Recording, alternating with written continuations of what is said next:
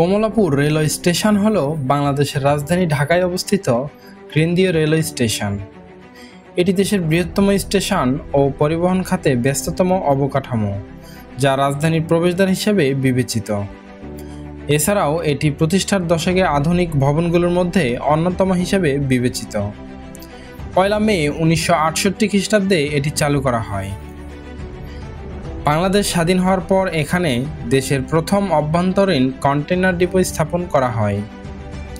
স্টেশনে 11টি প্ল্যাটফর্ম রয়েছে। এর পাশাপাশি এখানে হাসপাতাল, মসজিদ, থানা সহ বিভিন্ন সুযোগ সুবিধা রয়েছে। তো প্রিয় দর্শক, ভিডিওটি ভালো লাগলে ফলো করুন আমার ফেসবুক পেজটি।